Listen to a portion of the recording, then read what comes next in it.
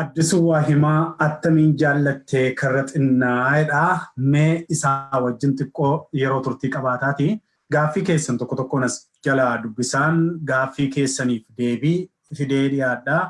Walumaan deebisnaa abbaan barbaaddanis istiidiyoo kana keessa seentanii haasa'uu ni dandeessu. Keessaan isiniin ergaa manni kun hamma nama 1,000tti wal faana haasofsiisuu hin dandeessisa.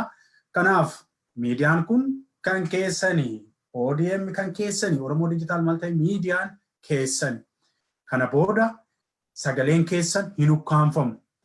Anaa jiru Waaqayyoo jiru Ameerikaadhaa Wi-Fi nuu kennitee jirtu.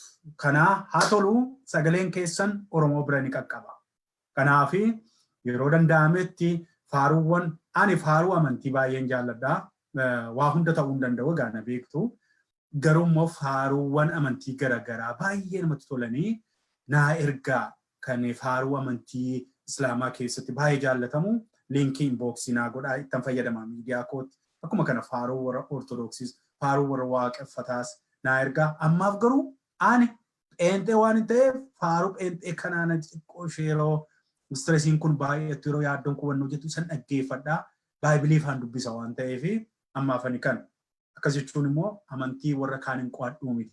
Akka nama waa barateetti, akka nama waa dubbisuutti, akka nama waa barreessuutti akaakuu amantiiwwan adda addaa tuttuqee nan ilaala jechuudha. Xiqqoo beekumsa bu'uuraan hin qaba. Jechuufani addisuu waa himaa duukaa attamiin jaallattee karraxinnaa'edha. Jechi filannoon jechoota addisuu waa himaa waan natti toluu fi nan filadhe faarfannaa isaa. Gaaffii keessanitti nan deebi'a. Gaaffii barbaaddan gaafadhaa. Gaaffii siyaasaa, gaaffii hawaasummaa, gaaffii dinagdee, gaaffii kamuu gaafadhaa. Hamman danda'u irraa deebisa, hamman dadhabe sinittan deebisa.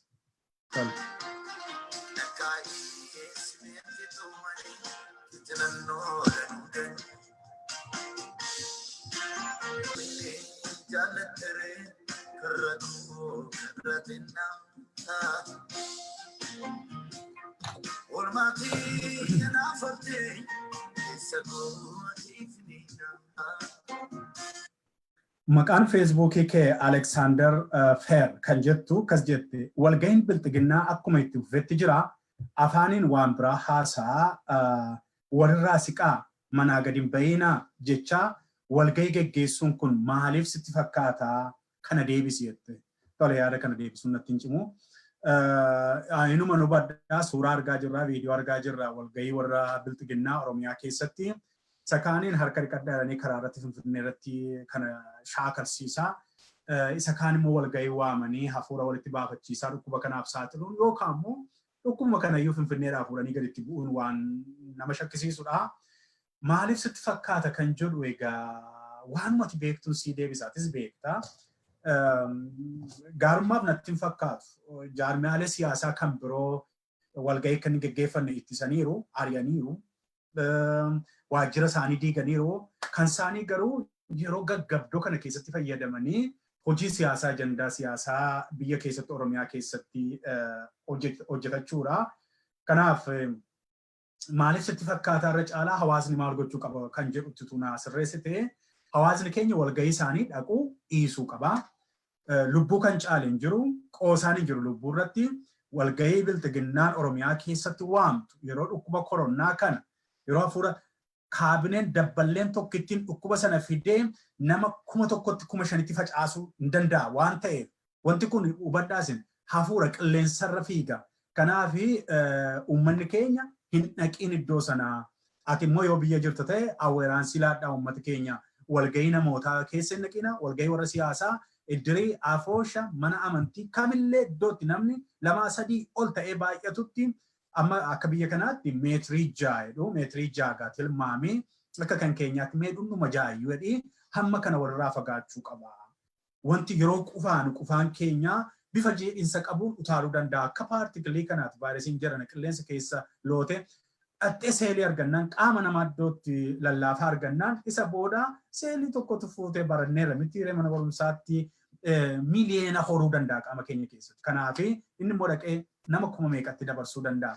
Baay'ee rakkisaadha jedhama. HIV sana wayya bara. HIV'n ruuliinsaa waan gaggabaaboodha. Qanii quunnamtii saalaa gochuu, maalii gochuu waan kanadha. Inni kun garuu baay'ee hamaadha bara. Dhukkubni kun vaayirasiin kun baay'ee hamaadha. Vaayirasiin kan biraan illee akka argamaa jirudha biyya Chaayinaa keessatti egaa wantichi hin beekamu waan sammuu namaatii olii garuu uummanni keenya of eeggatu. Uummanni keenya hambaallee hin qabu, dinagdee hin qabu, waan ittiin of eeguu hin qabu, bishaan manaa hin qabu, midhaan illee manaa hin qabu. Irraa nafu argitee annisaadha miti uummanni Oromoo annisaa humna illee hin qabu. Uummanni keenya nyaatee garaadhaan qabu. Kanaaf dhukkuba kanarraa dandamachuunsaa egaa uummata keenyaaf waan ati jettu afaan salphaadhaan waaqayyumti wajjina ta'u jetta. Kanarraa kan hafe mootummaan qabu miti uummanni keenya mootummaa waan hin qabneef waaqayyumti wajjina ta'u jechuudha. Karaa kan biraa immoo isin dargaggoonni qeerroon sabni keenya biyya alaas biyya keessaas jirtan bilbiluudhaan hawaasa naannoo akka isaan walitti hin dhufne akka isaan walitti wannoo jedhanii hafuura walitti hin baafanne. Dhukkubni kun karaa dabballee tokko karaa deemaa tokko yoo aanaa tokko keessa lixe nama tokkitti Chaayinaa keessatti, Itilii keessatti nama tokkorraa ka'a dhukkubni. Rakkinni nama tokkorraa ka'a. Nama tokkorraa ka'ee nama 100 fixuu danda'a. Kanaaf uummanni keenya of eeggatu jenna. Uumaasaa isa kadhatu, ofisa eeggatu, iddoo waan akkasii kana iddoo walga'ii akkasii kanarraa akka inni of eeggatu itti naa himi Aleksaandar. Kanada gaaffii deebi'ansii deebisu gaaffii keef galatoom. Fayyaa ta'e namni maqaan kee biyyeensaa Baabbayyuu jedhamtu immoo akkas jettee gaafatte akka jaallawwan keenyi bosona jiranii waboon yeroo kamiyyuu caalaa akka wal ta'anii fi uummata irraa fagaatanii akka COVID-19 irraa of eeganii uummatichas akka barsiisan diin yeroo isheen COVID-19 sodaattee mooraatti galtee teessu informeeshinii funaannattee humna xiqqoon boojuu guddaa akka godhu keessaan naa dubbisi jettee waboon Facebook irra ta'a jedhee Facebook irratti argadha jedhee yaadu garuu sagalee kana yoo dhaga'u ta'e yookiin ittiin dabarsuu dandeessu ta'ee fi irra caalaatti waboodhuma sana iyyuu wayyaa tariigaa yeroo leenjii haaraadhaa fi ijoolleen itti daddabalamanii maal godhee akkam godhee qoratee akka ofitti dabalu isatu beeka hooggansaa wabootu beeka. Waan salphaan biyya kana godhamu waan akka tempereechara faa ilaaluudha. Isa kana ilaaluudhaa fi hagas mara hospitaala dhaquun hin barbaachisu. Biyya sana keessaas hin bitamaa as warri biyya alaa kana keessaa tun danda'ama ta'e diyaasporaa walitti buusee utuu ergee fi waanuma bobaa jala kaa'atanii tempereechara ilaalan ho'ina namaa tokko mallattoo isaa keessaa tokko isa waan ta'eef baay'ee qufaasisuu hafuura kutuu waan akkasii ta'eef nama tokko waanuma simple ta'een hin qabaaf hin qabuu isaa adda baasuun hin danda'ama waan ta'eef irra caalaatti ogeeyyii kana isaan ilaallatu dooktoroota meedikaal dooktorootaan galgala kana si dubbiseetan beekumsa kana irratti ta'u siif dabarsaa hammasitti garuu karaa tokkoon wanti kun qabsoo Oromoo keessatti warra bosona jiruutiif carraa guddaadha jedhee yaada kenna yaada dhuunfaati. Sababiin isaa attentionii mootummaa yeroo baay'ee waan mootummaan to'achuu hin dandeenyetu itti dhufaa jira waan ta'eef yeroo kana keessatti waraanni bosona jiru wal ijaaruun tokko ta'uun wal jifachuurra wal irratti ka'uurraa wal barbaadee tokko ta'ee humna jabeeffatee haala jiru carraawwan fuuldura jiran kana eeggatee waa tokko gochuu hin danda'a jedheen yaada koo kennaa. Kanaaf immoo waaqayyoo isaana eegu dhukkuba kanarraa dhukkubni kun dhuguma waboon illee amma kanatti walitti ukkaamsamee iddoo tokko hin taa'u isaan saayinsii mataa isaanii qabu walirraa faffagaatanii kan isaan bosona keessa jiraatanii amma kanatti dhukkuba kanaaf saaxilamuun ittiin fakkaatanii garuu uummata keessa yeroo seenanii ba'an waan tokko tokkoon akka hin saaxilamne of eeggatanii hundumtuu of eeggatuun siin jedha obbo Biyyaansa.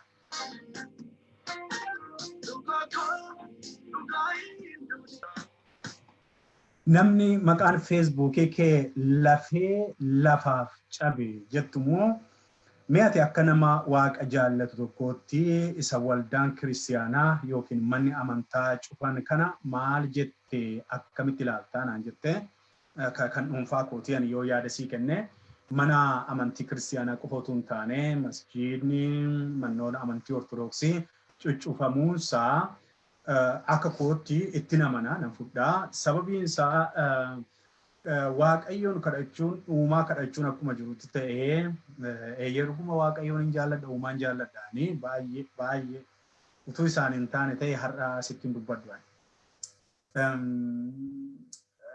Waaqaan utuu hin taane badii karaa namaatiin namarratti aggaamamu karaa obbolaatiin obbolaama jechuun hin danda'ama.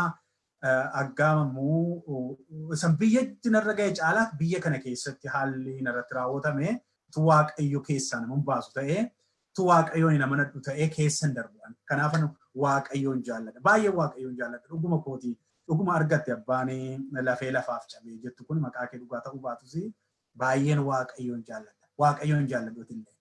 Amantiin kee kamuu ta'u islaama ta'e kiristaana ta'e maal ta'e amantiin jalatti namni qabame bayeessa nama sammuu nagaati. Waaqayyoon leeti ta'e isaa godha. Laa beektaa ati shirri hafuuraa mul'atu kanaa ol baay'ee cimaadha. Bilbilinaa kaa yoo haasa'u barbaadan seenaa asiin ilaa beeksisan gidduutti isinii kenna. Miidiyaa kana keessatti akka namni 1,000 wal faana mari'achuu danda'uttan hojjedhe. Kanaafi sila beeksisa baaseera.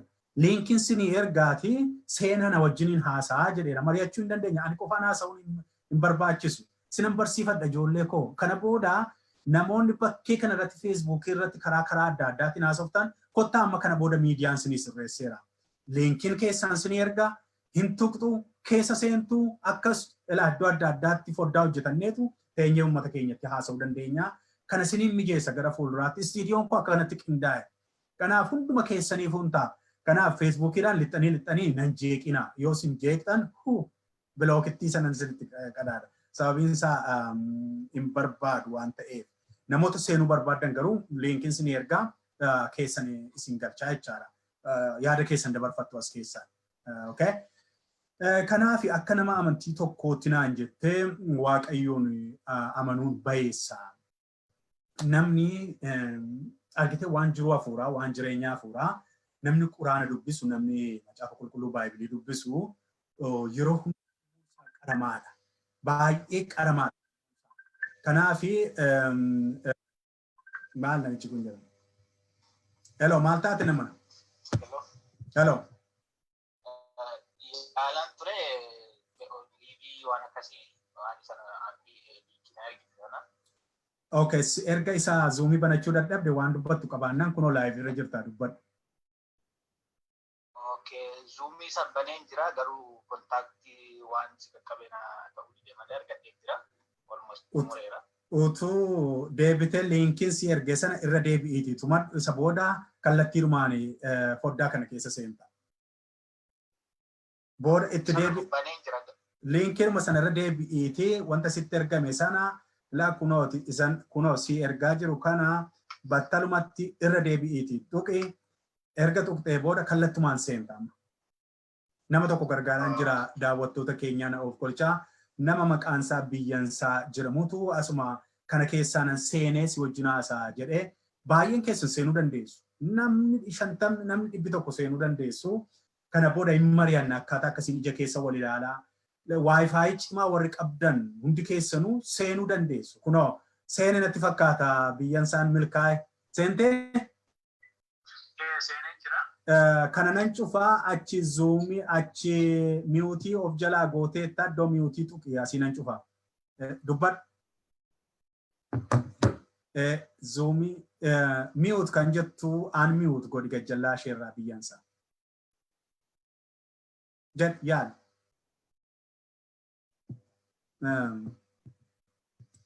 Achiiti sagalee ishee miyuut waan goote akkam dudubbadhume. Dudubbadhu dhagaa jirta yoo ta'e. Viidiyoo kee gajjallaa ishee dhaqiitii iddoo seetingi jettu sana dhaqiitii jalaa miyuut iddoo jettu irratti aan miyuut kan jettu tokko jirti bataniin tokko ishee tuqi.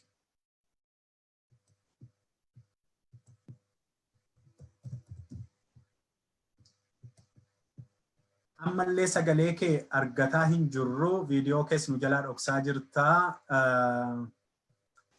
Ani ittuman fufaa yaali gana dhagaa jirta yoo ta'e amma kam waa mul'ataa jira waa seeni viidiyootti deebi miyuuti goote amma sirriidha fayyaa ta'e seenteet biyyansa bakkaan dhufte iddoo maqaa keetu biyyansaa jedha asirraa akkan dubbisaa jirutti biyyansaa Baabbayyoo jedha biyya kam jiraatta biyyansaa? Ani DC'n jiraadha. Washington DC biyya mootii keenyaa jiraatta akka? Galatooma. Waan ati keessatti teessu kuni xiyyaara. Konkolaataadha. Tole laayivii haasa'aa jirra maamiltoota koo wajjiniin amma laayivii irra jirta waan dabarfattu yoo qabaatte hin dabarfattaa ani siifan callisaa yoo gaaffii qabda ta'e gaaffii handeeffate gaaffii ana gaafattaa amma balballi keeti carraan kan keeti itti fufi akkuma kanas namoonni akka biyya barbaadan foddaan kun hamma nama 1,000tti haasofsiisuu hin danda'a. Istiidiyoon kun istiidiyoo bal'aa teknooloojii hojjetamedha. Itti fufi biyyaansa qeerroo.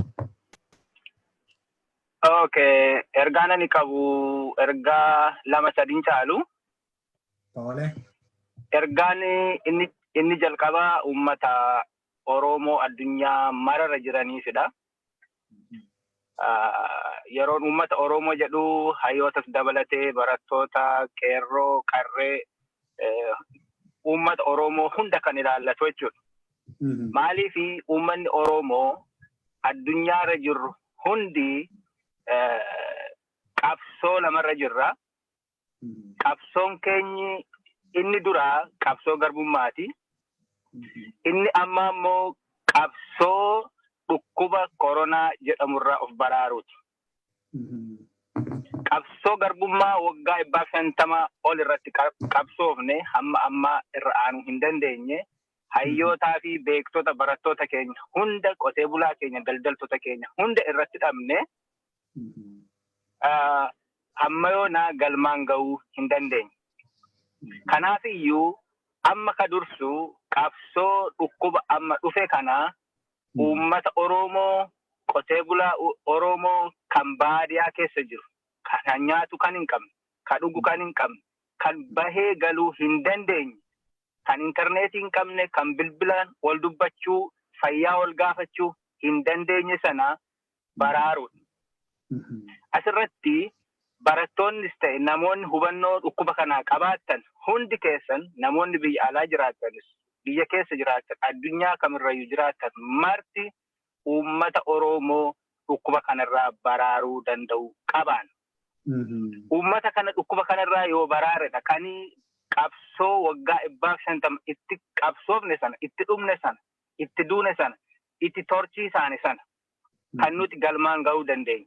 Kanaaf iyyuu dhukkuba kana baadiyaa keessatti magaala keessatti namoonni akka wal keessa hin deemne akka wal hin cabbanne akka walirraa fagaatanii taa'an akka mandara keessa yookaan ollaa keessa deemanii buna dhugne magaalota xixiqqoo baadiyaa keessa akka wal keessa hin deemne namoonni daldaltoonni baadiyaa keessa jiran Finfinnee dhufanii wantoota adda addaa meeshaalee adda addaa tuttuqanii fuudhanii baadiyaa akkan gal wantoota kana hunda uummata Oromoo kallattii arfaniin bahan dhiyaan lixaan kaabaa kibbaan jiran hunda geessisuudha.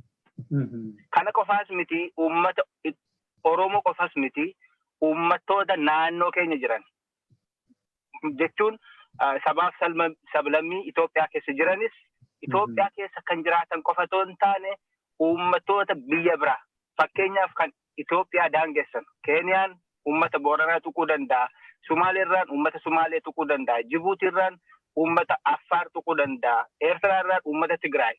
Karaa Sudaan uummata Amaaraa. Uummata Amaaraa tuqe jechuun uummata Oromoo bira ga'uu dhabu hin danda'amu. Kanaaf iyyuu akka biyyaattis akka Afrikaattis uummanni keenya daangaarra jiranis uummanni Itoophiyaas sabaaf sablammii ta'anii dhukkuba kana ofirraa of ittisuu danda'uu qabna. Inni lammaffaan mootummaa kanaaf illee ta'ee uummata kanaaf dhaamsa lammaffaan dhaamaa jechuudha. Kana jechuun inni uummanni Itoophiyaas ta'e uummanni Oromoos filmaata hin qabu. Filmaanni uummanni Oromoos qabu keessumaa tokko innis biltiginnaa yookaan mootummaa kana ofirraa ari'uu danda'uudha qaba. Kana jechuun maal jechuudha? Uummata mootummaa uummataaf yaadu otoo qabaanne gaafa dhukkubni kun biyyoota addunyaa akkasitti raasu dinagdeen siyaasaan waan hundaan of danda'anii deemaa jiran kan akkanatti raasu galii birrii doolaara miiliyoona xiqqootiin daldalamanii xiyyaarota biyya keessaa biyya alaa socho'an dhaabuu danda'uutti nurra jiraata ture. Mootummaan kana gochuu qabaata ture. Kana gochuu hin dandeenye. Kanaaf iyyuu uummanni Itoophiyaa ittaansee uummanni Oromoo mootummaa kana dhabamsiisuu irra jiraata. Maaliif mootummaa uummataaf yaadu hin qabnu? Otoo uummataaf ka yaadu qabaanne dhukkubni kun biyya keenya hin seenu ture. Fakkeenyaaf yoo fudhanne Rwaandaan biyyi Afrikaa naannoo ishii cuftee uummanni akka sochoone gootee biyya keessas biyya alaas akka hin seenin goone. Istiin kan Itoophiyaa keessa socho'aa jira. Kana jechuun maali mootummaan suni lafa bulchuu barbaada jechuudha. Maaliif uummata fixee lafa duwwaa yookaan kan nama ajaa'ibu dhukkubichi akka isaan bira gahullee hubachuu hin dandeenye. Akka mootummaa amma fakkeenyaaf Abiyyi nama jedhamu kana akka isa qabuu danda'u hin hubanne. Fakkeenyaaf akka Taayee Danda'aa akka isa qabaa jiru hubachuu hin dandeenye. Kora oolaa, kora keessa uummata walitti qabaa oolaa, hafuuraan ni daddarba, tuttuqqiin ni daddarba, barrii banee seenaa, teechumarra ta'a akka isa tuqu hin baranne. Hubannoon arganne jechuudha. Kanaaf iyyuu uummata Oromoofis ta'e uummata Itoophiyaafis kanan dhaamu mootummaan kun mootummaa gahumsa hin qabne, barumsa hin qabne, beekumsa hin qabne, waa'een uummataa kan isan dhiphifne, waa'een saba tokkoo kan isan dhiphifne, waa'een barataa waggaa 17-18 barate kan isan dhiphifne, waa'een dooktara tokko, waa'een barsiisaa tokko, waa'een qotee bulaa, waa'een daldalaa tokko kan isan dhiphifne waan ta'eef uummanni Itoophiyaa tootaan sabaaf sablammiin kamiyyuu maaliif dhukkuba koronaa kanarratti mootummaan kun saba Itoophiyaaf waan hin yaadneef uummanni Itoophiyaa mootummaa saba isaaf yaadu mootummaa sablammii hundaaf yaadu qopheeffatee bahuudha qabaata. Maaliif uummanni kun yoo jiraate takani biyyi Itoophiyaa jennu yookaan immoo fakkeenyaaf amma laga Abbayyaa irratti illee biyya biraa faana wal loluuf deemna. Wal dhabbiin jira. Yoo biyyi sun jiraate laga kanallee dhaabnee kan fayyadamuu dandeenya. Kanaaf iyyuu uummata kanaaf dhaamu mootummaa tootaalii uummanni Itoophiyaa hin qabu. Kanaaf iyyuu mootummaa mataa isaa danda'e uummanni kun qabsoodhaanis ta'e uummata walii galee dhaabbachuu danda'uutu isaan irra jiraatan jedha. Tole, baay'ee ulfaadhu qeerroo biyyaansaa. Egaa daqiiqaa baay'een sii kenne gara fuulduraatti namoota hunda akka ga'utti namni gabaabsanii daqiiqaa tokko akka isaanii dhaamsa isaanii dabarfatanii carraa banaa fi si dabalatee nama miliyoona tokko dubbachiisuu waan hin barbaaduu fi namni hundumtuu hafuura akka baafatu waan barbaaduu fi har'aaf garuu dhaamsa babbareedaa jabaanuu laattee baay'ee ulfaadhu. Ammas immoo yeroo biraas carraa baay'ee qabdaa. Nagaatti kanumaan si geggeessee riimuuf si godheera ammas keessaa nagaatti. Biyyansaa godheen dhiiteen as keessaa baasee istiidiyoo kana keessaa baasee jechaadha. Namni haaraan akka galuufan akkas godhee addisuu waa himaatu attamiin jaallatte karra xinnaa jedhee isa dhaggeeffannee gaaffii obbo Kumsaa Jirru nama feesbuukiin isaa jiru deebisatti deebi'e.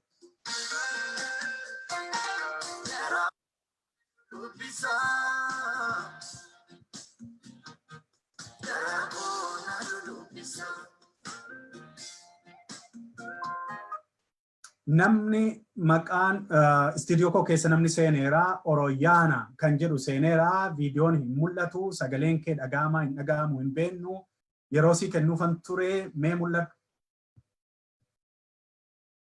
Sagaleen kee mul'ataa hin jiru garuu maqaan Oroyaana jedhu dhufeera. Kanaaf namni kun dhaamsa qabda yoo ta'e tarii aan mi'uut godhi yoo ta'e zuumiin kee xiqqoo wannoo jecha yoo nu dhaga'aa jirta ta'e jechaadha. Kun Studio ODM dha sagalee keessan hunda uummataan ga'uudhaaf. Oroyaanaa si eegaa jirra utuu faarfannaa addisuu waa'imaa kana dhaggeeffannu.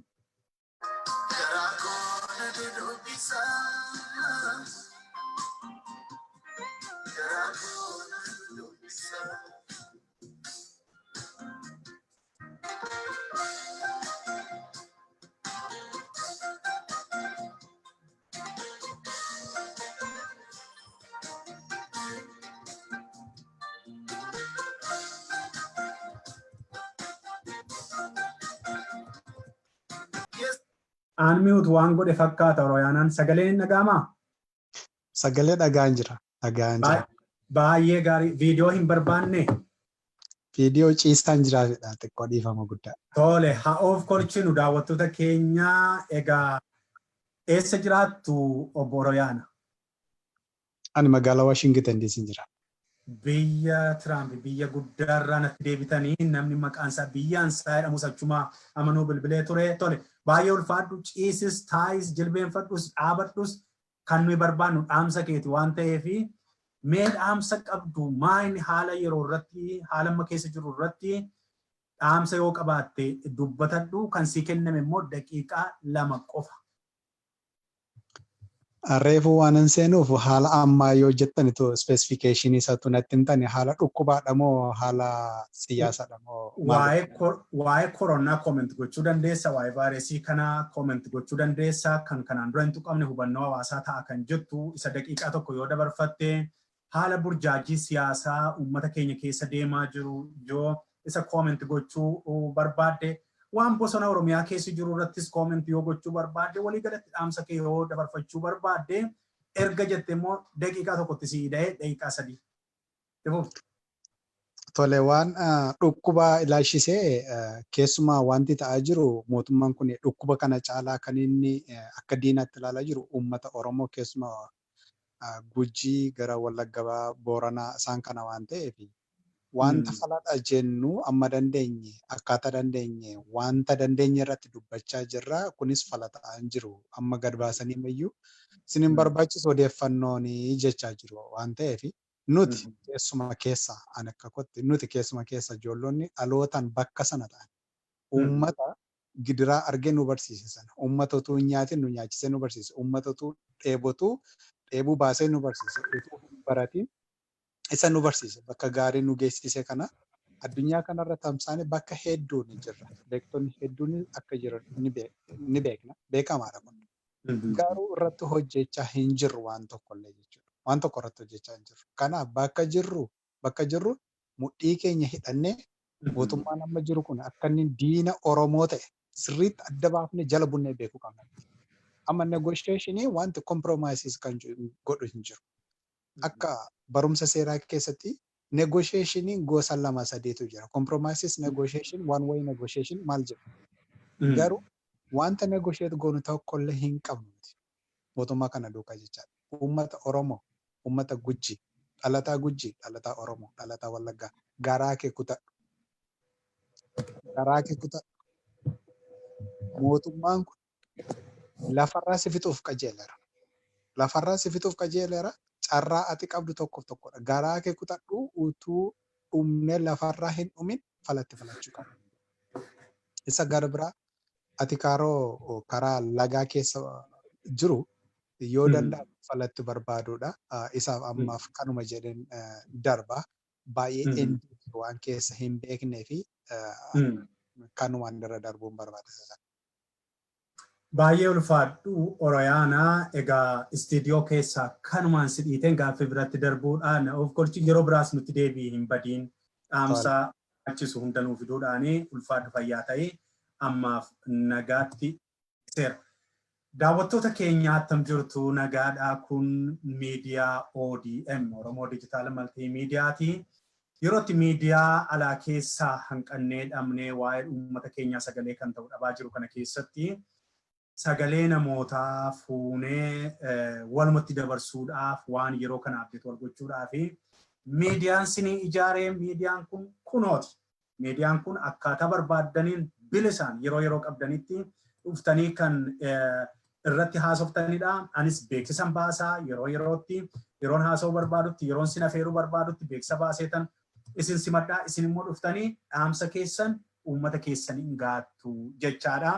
Haaluma kanaan egaa gaaffii tokko asirraan gama feesbuukiitiinis laayivii waan jirruu fi laayivii utuu dubbannu gama feesbuuk peejii ODM beekan kan jedhuun kallattii darbaa jira. Kana qofa immoo miti yuutuubiidhaan kallattii darbaa jira. Tiwutariidhaan kallattii darbaa jira. Hamma danda'ametti kallattiiwwan 6-8 dabarsaa jira wanta ammaa kanaa. Waan cimaa miti egaa waan teknooloojii naannoo kana jirtu hambaa faranjii teknooloojii kana walitti gurgurumfinee haala kamiin utuu maallaqa cimaa hin baasiin sagalee walii taanaa irratti dabarsinaa irratti dudubbannaa kan jedhuu fi gara fuulduraatti manni kun ergaan takkaa nama 50 nama 1,000 nama 1,000 nama 200 wal faana iddoo tokkotti finnee haasofsiisuu kan dandeenyuun isin ijaaree hundumtuu wal ga'a keessumattuu guyyaa boqonnaa warri qabdanii diiyaasporaa keessatti guyyaa sanbaduraas yeroo lafa jiraatanii biyya seenuu dandeessu garuu waayifaayi baay'ee isinitti lakkaa daataa baay'ee lakkaa waan ta'eef liinkii ani isinitti ergu kuni tarii miidhama ta'a kanaaf akka dandeessanitti amma immoo kan anammarraa baradhe maali ijoollee ciisaa jirtu ta'e dadhabdanii hojiirraa galtanii viidiyoon keessan akka argamu barbaaddan yoo ta'e illee akkuma ammaa oroyaanaan dhaamsa dabarfate kanatti viidiyoo dhoksitanii sagalee keessan dabarsuu dandeessu. Viidiyoodhaan dhiyaachuu dandeessu. Konkolaataa keessa teessanii dhiyaachuu dandeessu. Starbucksii buna dhugdanii dubbachuu dandeessu. An daqiiqaa tokko caalaa isiniin kennu. Gaafa namni baay'atu immoo sekeendii 30 caalaa iyyuu isiniin kennu. Battalumatti mana keessaa rukutaa namoota mana kana istiidiyoo kana maaneej gochuu nan danda'a. Nama jeeqoo jiraate battalattan daqiiqaa tokkoon rukutuu nan danda'a. Taajabbii tokkoon isinitti makaleessaa akka nama 60 ta'aniitu warra imbaasii biyya kanaatu telekonfiraansii godhata. Teknooloojiitti maaneej gochuu dadhabanii mi'uut gochuullee dadhabanii maal gochuu waan nu jedhanii maal jarri kunii warra biltiginnaati jechaadha.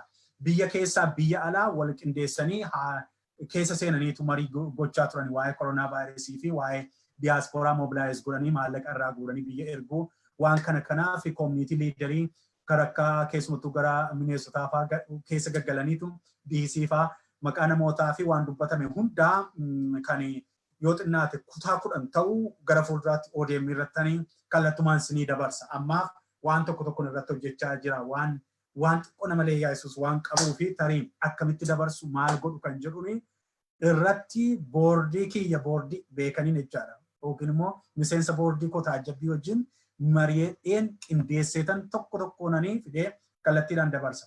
Teknooloojii simpil taate baraa miidiyaa keenya kana uummanni keenya sagalee barbaada. Warri Habashootaa yuutuubii kuma meeqa qabu karaa ittiin sagalee saba isaanii ta'an. Oromoon garuu hojjechaa hin jiru kanarratti. Kanaaf wanti xinnoo beennu isin barsiifna gara fuulduraatti waliin immoo mari'ataa deemna akka kanatti. Egaa gara gaaffiittiin yoon deeme Latii Caalii Likkaasaa kan jedhamtu qabeenyi obbo Dinquu Soodareen mootummaan cufameera mee akkamitti xiinxalta jettee gaafa nagashuun qabu kuni Soodareen cufame dhiisee wanti nagashuun qabu obbo Dinquun sooressaa rakkoo tokko hin qabu Oromoo gargaaru kan obbo Dinquu duwwaa ta'uusaa hammamati beektaa isaatis xinnoo keessa deebii ilaali qabeenyichi kanuma OPDOti amma OPDOon investimentii gara kan biraatti jijjiiruu barbaadan ta'a naannoo Finfinneetti kan biiliyoona meeqa ta'u OPDOon nuti aangawoonni walitti dhufanii maqaa warra Affaar maqaa warra Maaloo dhuuniin lafa naannoo Finfinnee irratti investimentii guddaa jalqabaa jiru mana nama kuma meeqa wal faana gashu ijaaraa jiru so kanaaf dinagdee gara Soodaree gara Finfinneetti yoo fidan waan tokko wannoo hin jiru kanaaf isaan miliyooneroota riisoorsii naannoo sanaatiin egaa qabeenyi Dinquu kanuma Oromooti. Dinquunis kanuma Oromooti. Isa sana irratti xiinxalan kennu kan lubbuu ijoollee keenyaa kan hiyyeessa dhumaa jiru malee kan sooressaa battala barbaade xiyyaara kaafatee biyya kanatti dhufee yaalamuu danda'u amma kanatti badaa mataa dhukkubbii koo fi xiyyeeffannoo beekan gulummaa dhanaaniiti. Lati. Kumsaa jirru kas jette. Gaaffii 3 gaafattee gaaffiin 3 tokko fakkaata. Kanaafi beekan nagaadha miti gaaffilee armaan gadii kana naaf deebisime. Atiif Jawaar Mohammed yoo maraaramtanii yaada tokkoon saba keessaniif qabsooftu 2 Atiif Jawaar Mohammed garaagarummaa yaadaati moo jibba dhuunfaa qabdu 3 waa'ee obbo Lammaa Magarsaa maal jettaa amma maalirra jira kamitti jira jaalatti qabeensi deebisa lamuu lammata warning waa'ee jawaar jettanii gaaffii nan gaafatina. Iishoo biraa beekumsa biraa burqisiisaa. Deddeebiseera waan ta'eef gaaffii kee garuu kabajaan sii deebisuudhaaf aniif jawaar yoo maraaramtan yoo ta'e yoom wal lolle. Lolicha hin qabnu beeki maal naman. Lolli hin jiru naman qeequu wajjin lola akkan hin qabne beektamooti. Eenyurraa jibba hin qabu. Maal nama amantiitiin siin jechaa miti nama jibbuwan. Nama garuu siif jedhee uummata Oromoo hubachiisuuf qeerroo waa barsiisuuf jedhee nan qeeqaa waan jawaariin irra caalaatti fuutanii waaqa gootaniif naan galleen hunduman qeeqa. Isa bosona jiru nan qeeqa, isa magaalaa jiru nan qeeqa, ayyuree nan qeeqa, biltiginnaa nan qeeqa, lammaa nan qeeqa, abiyin nan qeeqa, maalii nan qeeqa, taayee nan qeeqa, maalan hunduman qeeqa maaltu si rakkise kanaaf waa'ee akkasii jibba qabdu jette hin qabnu waliif qabsooftu kan jedhu waan dandeenyu goona kan qabsaa'u uummata nama dhuunfaa kana miti. Kanaaf akkasumatti fuudhu waa'ee obbo Lammaa Magarsaa maal quba qabda jettee quba hin qabu. Yeroo tokko taajjabbii jala kaa'ee sochii isaa naannoonni jijjiiraatu maal kana daa'imman biyya alaatiin ni qabu kana hordofaan ture nan fayyadu nan dhiise beeka garuu biltiginnaa akka ati faarsitutti maaloo waaqa malee kaamusee jettan sana an durumas hin jenneeni ammas hin jedhuuni ilaalchanii lammaadhaa qabuuf kan jawaarii wajjin adda miti tokkuma jirri kanaafi waan haaraa hin qabu maal si fayyadas qabsoo keetti jabaadhu lammaan jiraate du'e maal ta'e lammaan ijoollee ilmaan isaa biyya alaatti barsiifataa jira ati hiyyeessa siigalee ati ukkubaan doorsifamaa maaloo jechaa jira lammaan makalaakaa ministeeriidha ministeera guddaa impaayera Itoophiyaa ati mucaa hiyyeessa ganaa yookiin barataa yookiin maaloo hiyyeetti maaltu rakkise waa'ee namoota warra wannoo jedhanii jireenya kee fooyyeffadhu jajjabaadhu garbummaa kana ofirraa rukutii kumsaa jirru lammata immoo waa'ee jawaar maal jettu kana qabaxachuu kan hin fidin don't bring it blocking godha. Inni kan biraan obsee gammada. Beekoo chaayinaa dursa koronaa addunyaaf raabsitee ammas vaayirasii biroon akka oomishaa jirtu himteemii ati maal jettee ani saayinsii ani baayoloojikaal waarii kana keessa waraana bara kanaa nama qoratu miti nama laaboraatoorii galee saayinsii qorataa jiru miti kanaaf wanta isheen oomishtu wanta addunyaan ittiin oomishtee wal fixxu amma kanatti qorannoo isaa fi beekumsa isaa waan hin qabneef adde obsee gammadaa deebiin koo hin beekuudha. Dhukkuba ka'eef garuu of eeggadhuudha. Hammuma kana qofa qaba beekumsa kanarratti warra dhukkuba siyaasaaf fayyadamanii ittiin wal fixan wal daguuganii ani beekumsa isaas hin qabu dandeettii dhukkuba sana uumuus hin qabu laaboraatoorii keessatti elementoota walitti fidee maalii fidee walitti fidee gidduudha dhukkuba uume namatti gadhiisuu dandeettii isaa hin qabu baagiraawundiin koo sana miti an kanarratti xinnoo ishee si gargaaruu danda'u xinnoo waan saayinsii afaanii irratti waan xinnoo si gargaaruu nan danda'a. Waan xinnoo erga biyya kana dhufee waan teknooloojii irratti xiyyeeffadhee waan teknooloojii xiqqoo si gargaaruu nan danda'a. Kanarraa kan hafe waa'een laaboraatooriitti dhukkuba oomishamanii addunyaatti gadi lakkifamanitti wal fixan kanaa humna koo gararraadha. Humna waaqayyoo danda'a. Waaqayyo nurraa gad haa qabu jedha Paaster Beekan obsee gammada.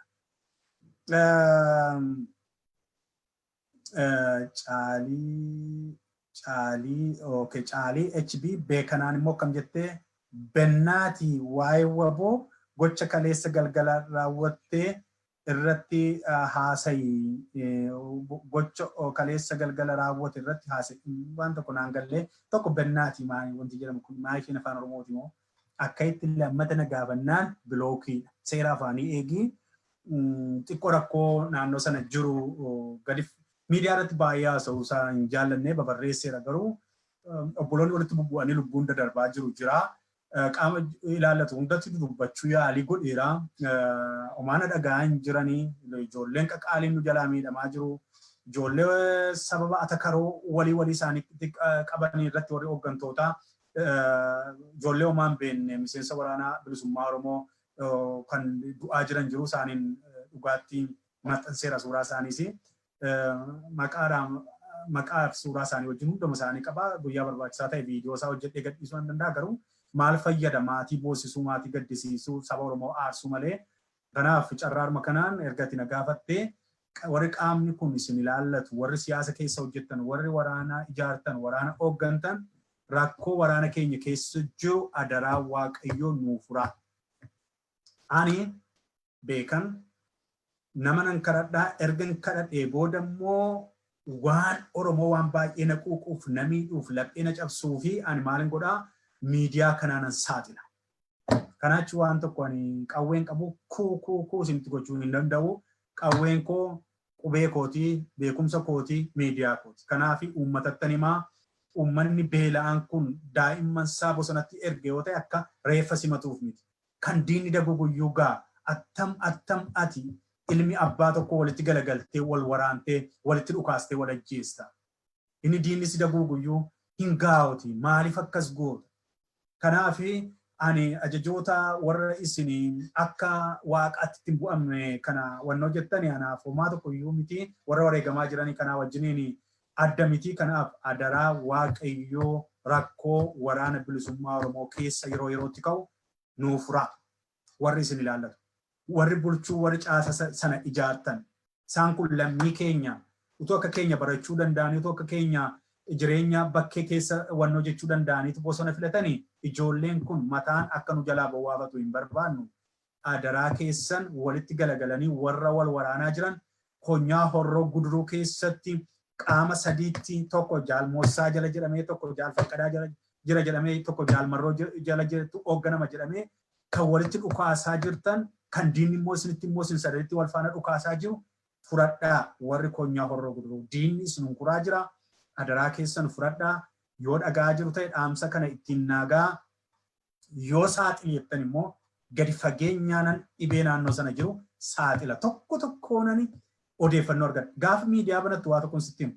Iccinni daangaa eessaarraayyuu si bira dhufa. Iccinni kamuu hin dhufa. Kan sin ajaa'ibu baay'eetu dhufa. Battalatti ta'e itti na bira ga'a. Yeroo sanatti fudhee qilleensarra kaa'uu nan danda'a. Uummanni keenya sadarkaan bilchina isaatii garaagara waan ta'eef maaliif waa'ee waraana keenya saaxiltee nu jalaa maaliif akka qilleensatti nu laatta maaliif diinatti dabarsitee nu hin jedha. Kanaafan baay'ee isaa qabadhee taa'e baay'ee isaa malee maaliif diina qabna waan ta'eef diinni koronaanis kunoo baheera. Kan biraa immoo diinni waboo kana gaaduu halka sa'aatii 24 hojjetu immoo jira. Kanaaf maal goonu gara fuulduraatti garuu miidiyaan ijaaru keessatti rakkoon hundumtuu ifatti dubbatama. Lafa lixaa hamma lubbuun koo jirutti rakkoon hundumtuu akka aadaa biyya kanaatti miidiyaa qopheessa. Biyya kana keessatti nama miti ilmoon saree yoo duute sababii sareen itti duute sana miidiyaan fudhatee bahee haasa'eetu akka lammata sareen biraan hin duune godha. Kanaaf ani miidiyaan ijaarradhaa kan dandeessu na gargaari. Yoon rakkadheechaa yoon rakkadhe miidiyaa kanaaf kaapitaala biraas hin qabu kaapitaala itti baases hin qabu. Beekumsa xinnoo tokkoon itti baasee yeroo kun kennu. Kanaaf na gargaara rakkoon uummata keenya keessa jiru ifatti dubbatama, ifatti mari'atama, ifatti furmaanni itti kennama. Waan tokko hin jiru waan akkasii. Oromoon garbummaa caalaatti deemaa jira waan ta'eef irratti mari'achuu qabna. Yoo isin immoo mari'achuu barbaaddan immoo anaanuu keessaa baastanii miidiyaa isinii sirreesseen isinii walitti naqeetan akka isin walii wajjin dubbattan illee isiniin mijeessa. Kanaaf biyya kamirrayyuu jiraadhaa miidiyaan koo isin qaqqabaa an haalan isinii mijeessaa jechuufanii kana caalii kanumaan sirreessaa kanuma caalaa baay'ee jechuun barbaadu afaan waliin hin laaqin bennaati maaloodha you don't say that hin jedhi. Namni ibsaa guutaa feesbuukii kee jedhu ani gaaffiin kiyya uummanni Oromoo hiika bilisummaa jedhu sirriitti beekaa. Ofumaayyuu bilisummaa waliif laachuu hin dandeenye akkamiin mootummaa garboonfataa bilisummaa gaafata. Dhaabbileen siyaasaa Oromoo hunda isaaniirraa miira wal jibbuutu mul'ata yommuun jedhu kaayyoon siyaasa isaanii dhiisanii gara wal arrabsoo wal jibbaaf wal ajjeechaatti deemu. Wal ajjeesuun waboo yeroo kanaas sanumarraa waan ka'e natti fakkaata. Mee xiqqoonuuf ibsuu dandeessaa naan jettee ajab gaaffii cimaa na gaafatte namana. Uummanni keenya hiika bilisummaa jedhu beekaayii isa jettee hin beeku jechuun natti cimaa hundimmoo bilisummaa mi'aa bilisummaa nama bilisummaa beekaayii kan jedhu gaaffiidha iyyuu. Kanaaf immoo balleessaan isaa unidhaa, anadhaa, sidhaa warra barsiisuu dinneedha. Warra xiqqoo barannetu bilisummaan maal akka ta'e qabatamatti agarsiifnee barsiisuutu nurra jiraata. Bilisummaa immoo kan baratamu jechaan barsiisa ani kennu kanaan utuu hin taane qabatamatti rakkina keessa galameeti. Fakkeenyaaf yeroo ammaa kana keessatti uummata Oromoo Gujii fi Wallaggaatu dhattee hiika bilisummaa gaafattee isaaniif amma hin gala. Maaliif galanaan hin jettu? Qabatamaan garbummaan maal akka fakkaatu ilaalaa jiru waan ta'eef hiika bilisummaa isaantu beeka. Oromoo jiru caalaa. Gadi ba'uu yeroo dadhaban bilisummaa isaaniitu sarbame. Yeroo manni irratti gubatu bilisummaa isaaniitu sarbame. Yeroo ijoolleen isaanii daa'imni isaanii qilleensa irratti rasaasaan rukutaman bilisummaa isaaniitu dabsame. So isaani beeku har'atuu dhannee. Hammam namni bilisa ta'e tokko nagaadhaan bahee galuudhaaf namni yaadda'u tokko sababii garboonfataan irratti ciqilee jabeeffateef isaantu beeka. Kanaaf gaaffii cimaa na gaafattee bilisummaan uummata Tigraayii fi gaafa mangistuun xiyyaaraan gabaa isaanii akka isaan gabaatti yaa'anitti xiyyaaraan asii gadi daguugee abiddatti naqee daguuge sana gaafasii ka'ee garbummaan isaanii galee hiiki bilisummaa isaanii gale. Kanarraa kan ka'e hidhatanii uummanni miiliyoona 4 hin taane dhiiraa durbaan hidhattee impaayera Itoophiyaa kana dargii kana bitimtimtim gootee kashar gootee waggaa 27f siinis dhiittee anaanis dhiittee abbaa keessa abbaa koos dhiittee hayyoota keenya dhiittee nu bushite warri Tigraay. Maaliif? Hiika bilisummaatu galeef. Hammam akka dargiin dhaqee daguuge namoota 100,000 meeqatu daguugame kan Tigraay yeroo sanatti. Daguugamuun isaanii sun hiika yookiin bu'aa dhamdhama bilisummaa isaanitti argisiisa. Waggaa 27f bilisummaa kana xuuxatanii dhamdhamanii dhugani. Dhamdhamanii dhuganii ammas biyya isaanii bilisoomsatanii guyyaa tokko itti du'an dhageessu Tigraay keessatti walajjeesuun. Keenya garuu Oromoon garuu for the last century tokkoof du'aama jira amma hamma sa'aatii aniifatti dubbannu kanatti wal nu ficcisiisaa jiru. Kanaaf hiiki bilisummaa gaafa yoom namaa gala kanatti jettu gaafa daguugamtu gaafa dhugumatti boqonnaa dhabdu gaafas namaa gala qabatamaa. Bilisummaan piraaktikaalii malee isa ana amma afaaniin dubbadhu kanaan salphaadha. Jooni just freedom is jedhe definitionii isaa kenne literaaturii faranjii kana dubbisee hin fayyadu. Hiika bilisummaa kan hubatu nama garboomedha. Oromoon akka ta'utti hin garboomne. Akka ta'utti hin daguugame, akka ta'utti hin duune, du'aaf garbummaa fi daguugamuu Oromoon hawwee miti. Isa ciisuuf kana jedhe. Hin dammaqne uummanni kun. Hin dammaqne. Miliyoona 50 taatee uummanni garbummaa himattu waggaa 100 ol uummata hin garboomne, uummata boodattaftu, uummata hin ijaaramnedha. Aniifati immoo keessaa tokko. Hooggantoonni siyaasa keenyaa kanuma dhagaa guddanne. Dhaloonni beekunii warri jaarmiyaa bushaan hoogganan warri jaarmiyaa kana walitti takaalan wal jibbaa wal takaalaa biyya ormaa keessatti walirratti ka'aa wal dhiitaa isuma immoo fudhatanii biyyatti galanii inni tokko hiramee isa tokko gargaaraa inni tokko hamma ammaatti wal sukkoomaa kanarraa maddee laataa inni waraanni keenya illee wal rukutu kan jettu waraanni keenya waggaa 25-30 duras akkuma kana paartii adda addaa jalatti inni kaan Ayifalloo, inni kaan Abaa'oo, inni kaan maal jedhee adda adda godhee wal waraanaa turanii wal ajjeesaa turani. Kan diinni nu ajjeesaa ture caalaa waraana keenya walitti naqanii hooggantoonni keenya warri duraa suni waraana keenya wal ficcisiisaa turan. Har'allee bosona keessattis kanumatu ta'aa jira. Walitti nam'aa jiru. Walitti nam'anii wal ajjeesu kun. Kuni ani yeroo baay'ee abaarsa qabnaa waliin jenna miti. Wanta deemaa jiru hin beeknu garuu abdiin kutatu dhaloonni kaleessi har'a miti dhaloonni har'aa haaraadha. Dhaloota jijjiirama guddaa barbaaduu fi fageessee yaadudha waan ta'eef hooggantoonni ciccimoon dhaloota qubee keessaa yaa'uu danda'u waan ta'eef abdiin kutannu kaleessarra immoo har'a wayyi.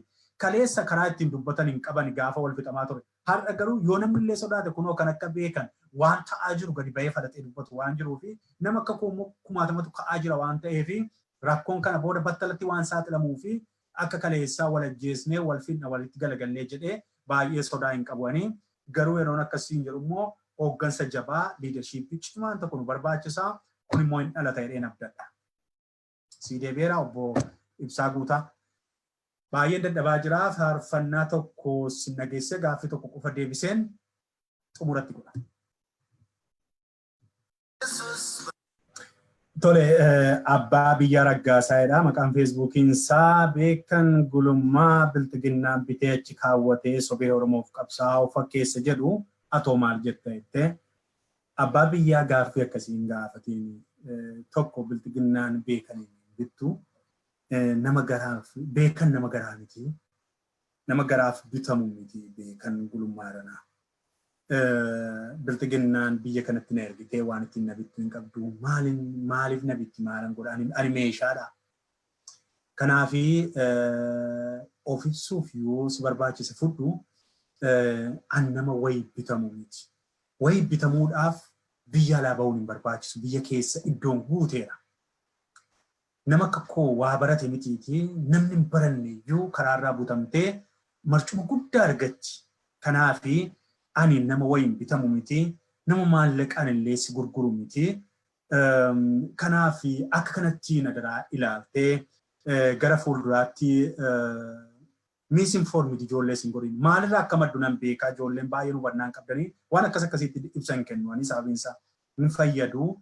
Oromoodhaaf kanatti qabsooftu yookiin Oromoodhaaf kanatti dubbattu waan qomootaatiif waan miidhama quuqqaan obboloota keetii sitti dhagaamuuf boqonnaa si uwuuf qofa goota ana qofa miti. Nama baay'eetu Oromoo kanaaf boqonnaa dhabaa. Kanammoo maallaqa sirraa fudhannee namarraas fudhannee eenyurraas fudhannee utuu hin taane of kenninee kennaa Waaqayyooti kennaa Oromooti. Oromoodhaaf ana siif na kenne Waaqayyo. Nama yeroo isaa sii kennee dammaqinsa sii kennee dhaloota barsiisuu kennaa guddaadha. Ani malee sii fi nama meeshaa namni bitu miti ani. Boris hin bitamu, har'as hin bitamu, yoomuu hamman du'utti kamiin iyyuu hin bitamu. Ati biltiginnaa miti ta'a jennu ati abaa'oo ta'i. Abbaa biyyaa. Abaa'oo taatee yoo ati biyya Oromiyaa jedhamu bilisoomsitee biyya nagaa qabu yoo ati wannoo jette beekan hin deebi'een bita yoo ati jette siif hin bitamu siifis. Kanaafi an nama akkasii miti.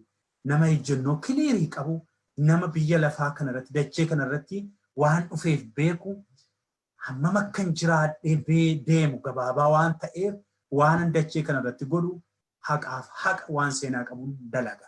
Kanaaf immoo maallaqaan hin sossobamu, dantaadhaan hin sossobamu, konkolaataa caccabduun hin sossobamu, manaan hin sossobamu, maallaqa doolaaraan hin sossobamu, qarshiidhaan hin sossobamu, lafa naa kennituun hin sossobamu. Kanaaf anatti fayyadami ani garbicha Waaqayyoo garbicha keetii. Kanaaf akka itti fudhadhu yoo callistee namoo akkasumaan biizii nama gootu ta'es immoo kana ala lammata siif hin deebisu. Waa'ee Boolammaa Magarsaa irra deddeebitanii gaafattu. Gaaffii waa'ee barattootaa kana qofan deebisee jechumaan dhaaba. Gaaffii 500 ol ta'a. Kanaaf gaaffii muraasan irraa deebisa. Garbii bultoo maqaan keessatti ilaala. Barattoonni mooraa yuunivarsiitii jirru guyyoota muraasa as mooraadhaa akkan baane dhorkamnee turre. Hawaasni mooricha keessa hojjetanii fi namoonni alaa seenanii ba'an ni jiru. Keessumaa warreen nyaata qopheessan dhukkuba kana baatee seenuusaa waan ittiin beekamu hin jiru. Waan akka ittisaatti ilaalanii fi ittiin of mooksan balbala irratti harka dhiqatu. Harka dhiqachuun egaa qabameera yoo ta'e harka dhiqannaa fi barattoota keessa qofa dhorkuun ittisa miti hiikuma iyyuu hin qabu. Amma immoo ibsa ba'een mooraa gadi dhiisanii akka galan dubbatameera.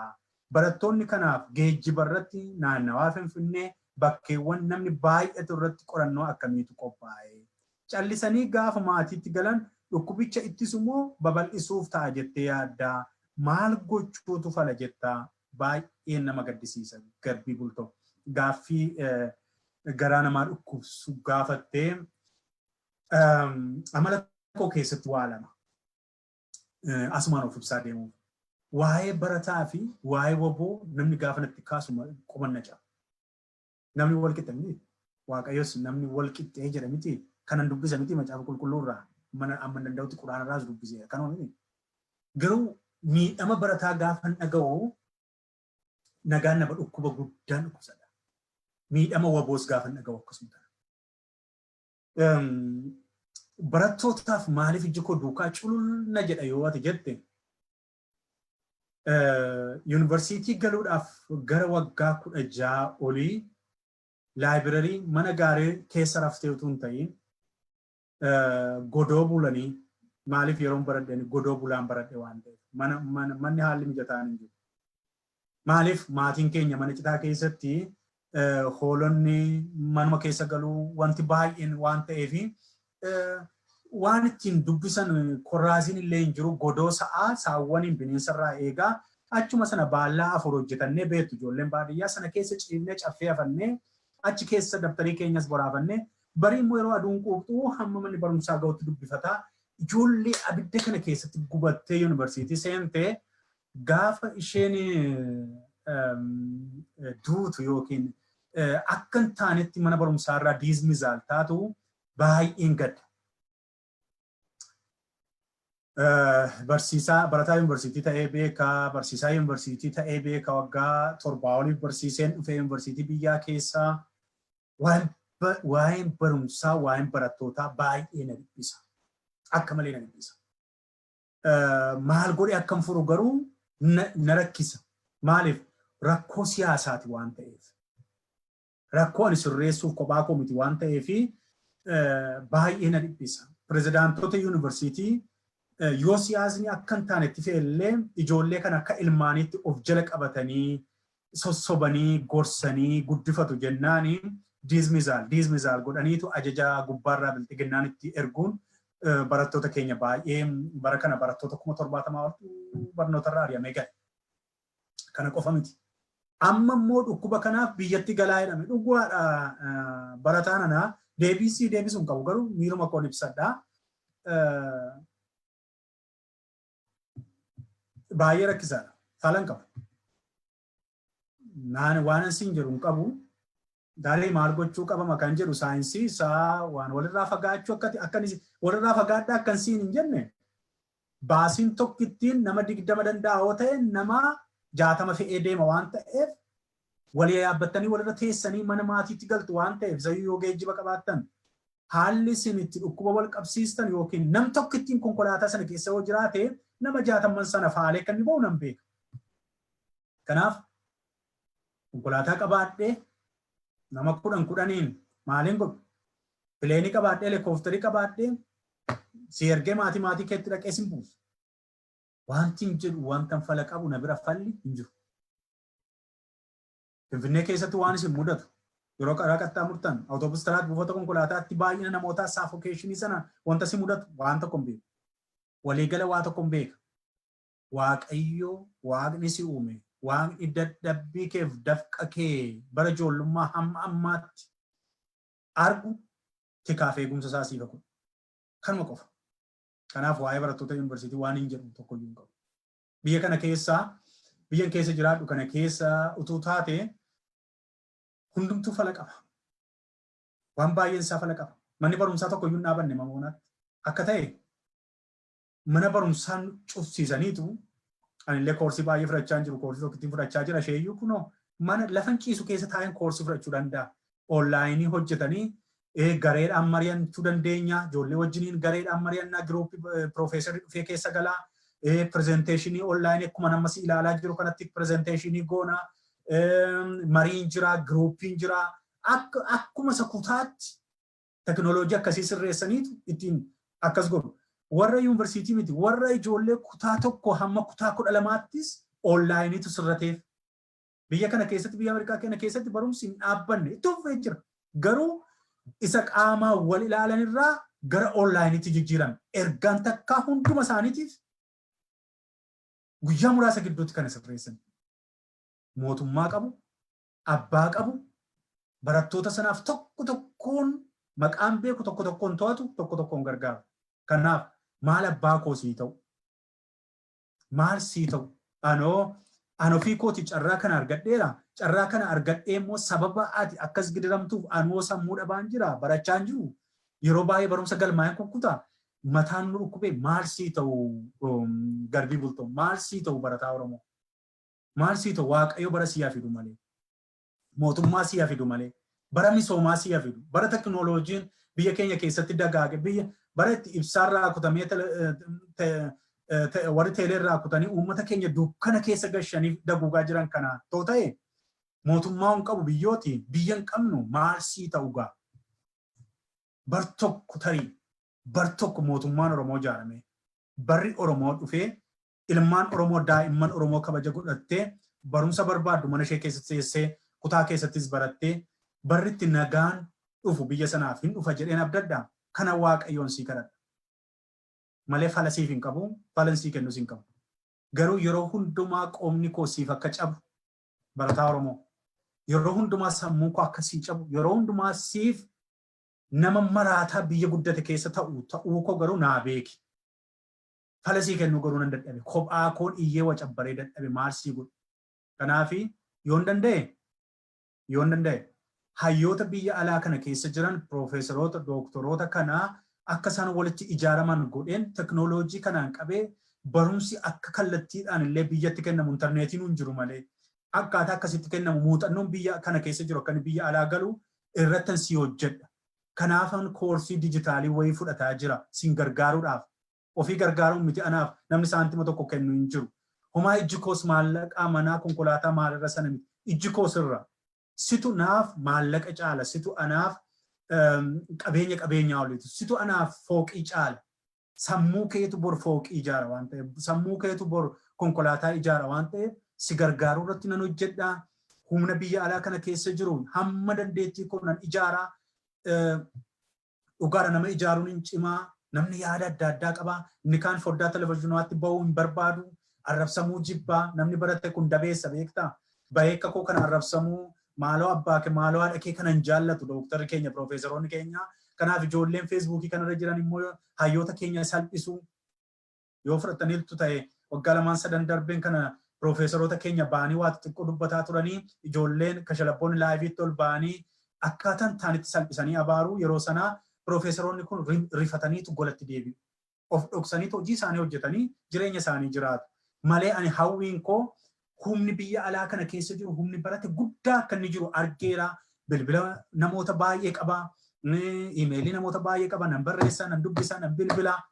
Baay'een isaanii garuu rakkoo wal fakkaatanatti dhiyeessu garuu hin nufu siin sanaan si gargaaruu yaala.